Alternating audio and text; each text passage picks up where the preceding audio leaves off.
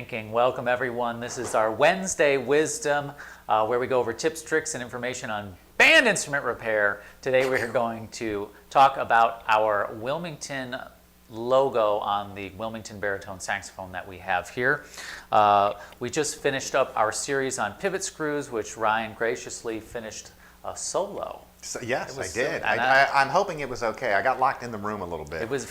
Took me a while to get out. So I thought it was a fine job, very smooth you. and good, and I appreciate you handling all of that, sir.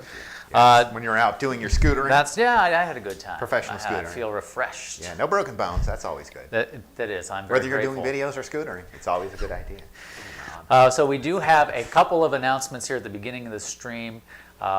Since we finished up our series on pivot screws, we're now going to be doing some viewer requested videos over the next 4 or 5 weeks.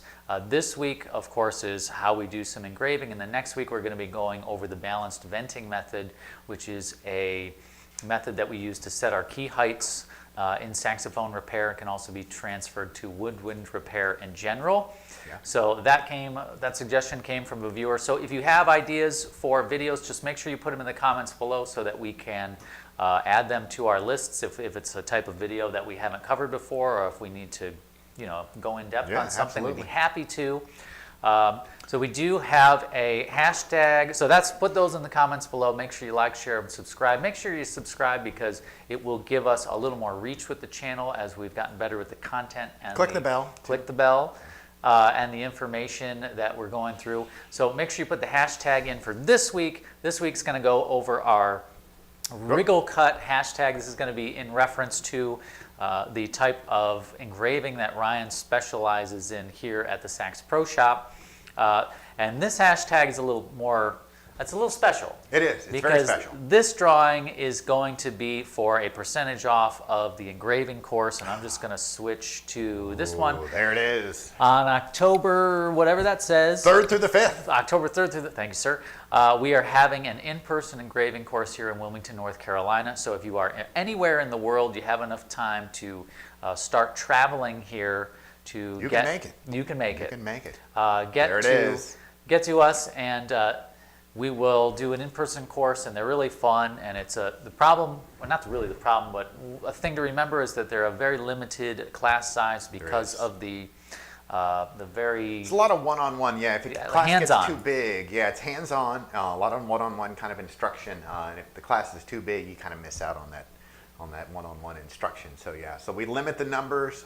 We've got a few spots already filled up, even though it's in October. I was surprised at that, to be honest. Yes. Like normally it's like, well, they were doing a class, but this time it was like, we've got some bing, people, bing, yeah, whoa. people want to get out of the house. They've been stuck in their house for like 2 years. They're sick of their family. It's like, I just need to go to Wilmington and learn some engraving with some sharp implements. That's all it is. And October is a good time of year, too. It is. It's very nice here on the coast. On the coast. So take Wriggle Cut, put that in the comments below. We will be entering you into the drawing for a percentage off of the engraving course.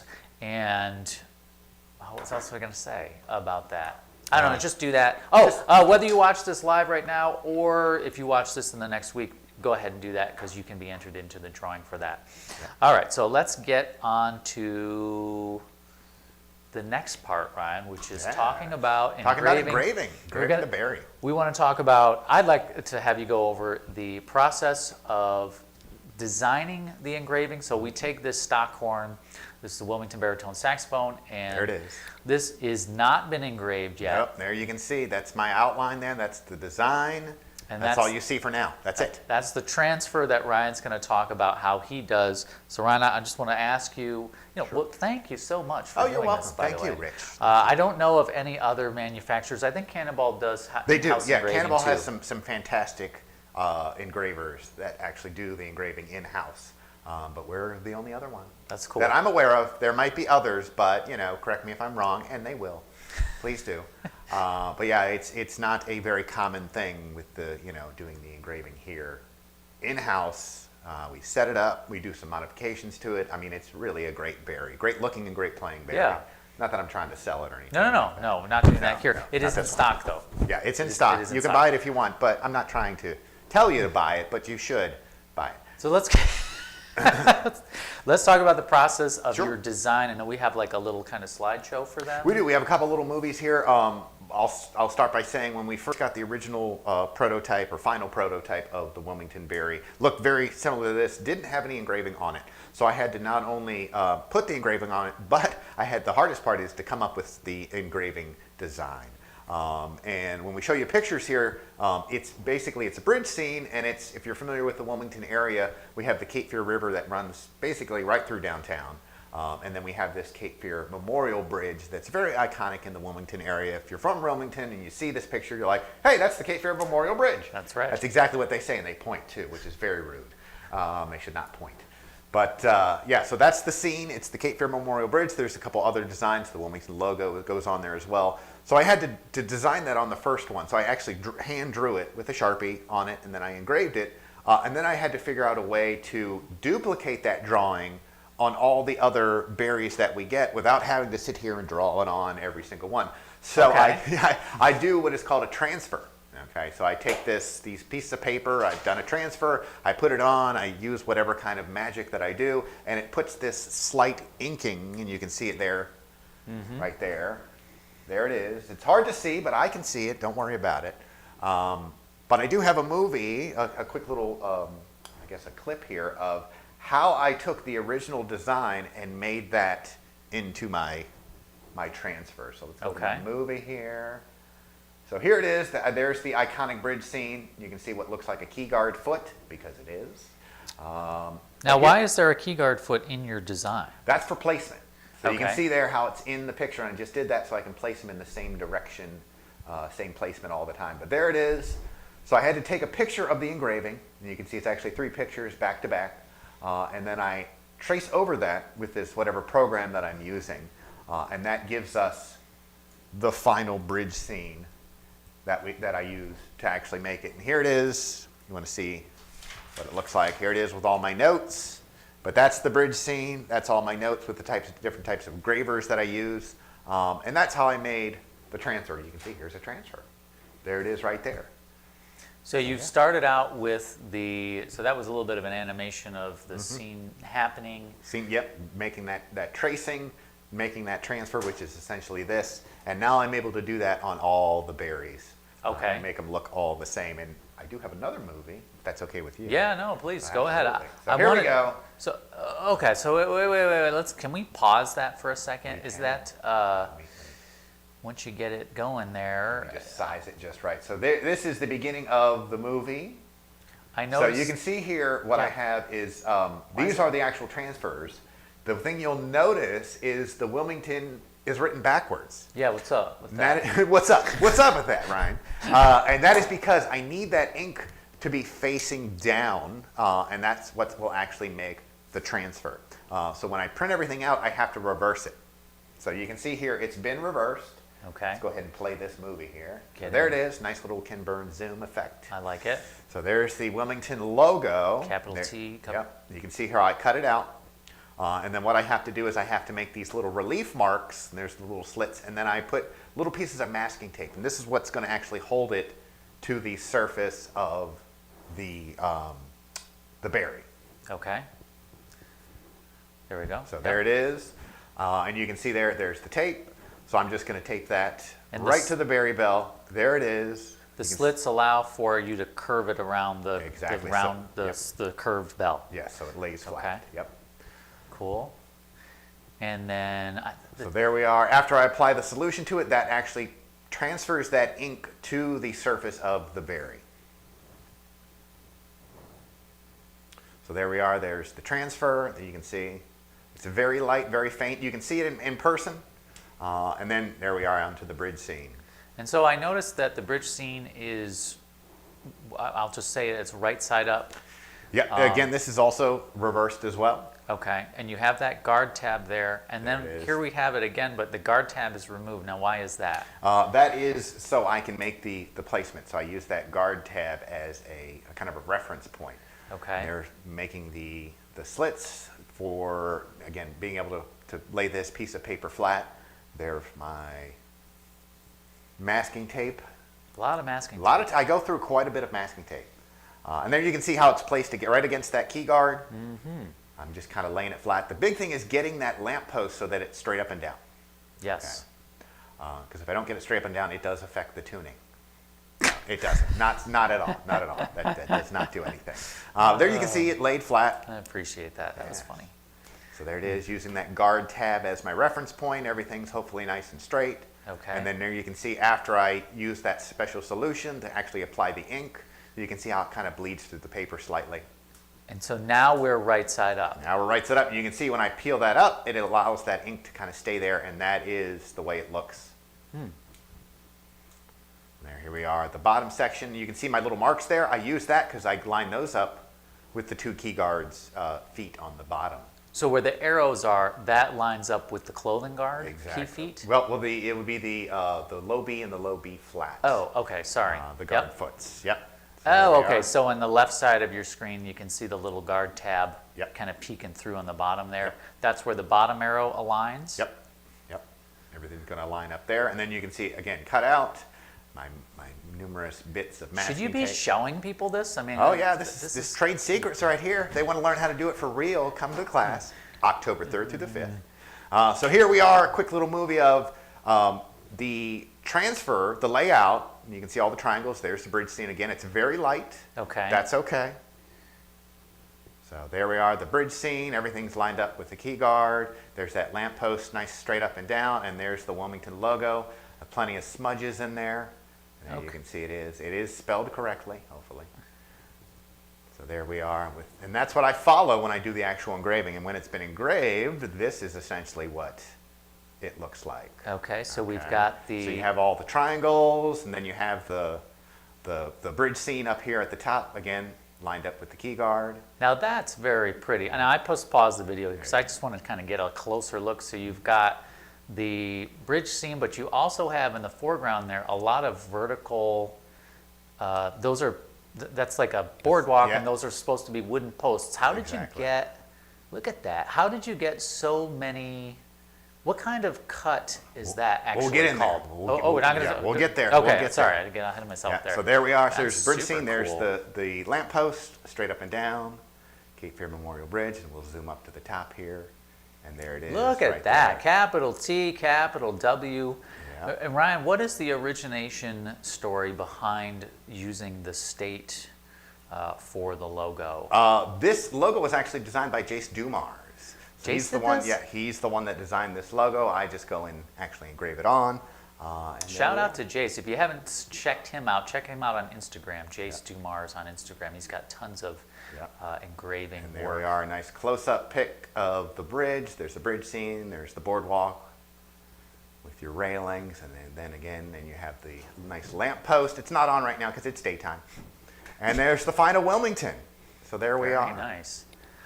You know, as a player, because I have one of these that I've been gigging on, you would think that the lamppost would kind of like scratch up against your clothes or anything like that, but it's positioned in a way where it's totally unobtrusive. That's right, yeah. And I would just wear pants when you're playing, but that's just me. So I'm not here to tell you how to live your life. So Ryan, just to get to my questions here, what style of engraving is this called when we, you know, especially on those kind of vertical columns, I noticed there's like, what do you call that? The whole thing is called wriggle cut, and in fact, if you want to get entered into our, oh my goodness, there it is, wriggle cut, and this is the actual style of engraving that I'm doing, and it is with an R. Okay. It's not wiggle cut, there is an R there, so it is wriggle cut, so I'm just wriggling back and forth with these gravers that I'm using, just kind of going back and forth, and it creates that kind of zigzag pattern. So this is essentially the motion that I'm doing, and then we're creating kind of a zigzag pattern, and I'm following all the transfer lines. So why do we use this in band instrument repair? I've seen this type of shape on a lot of instruments, both vintage and modern, particularly with saxophones or larger instruments. Absolutely. The main reason why we use this is because it fills up a large area in a very short period of time. Another style of engraving is what they call straight cut or push cut. And you see that a lot of times in jewelry, firearm engraving, knife making, and it is more of the straight lines that you see versus this kind of zigzag pattern.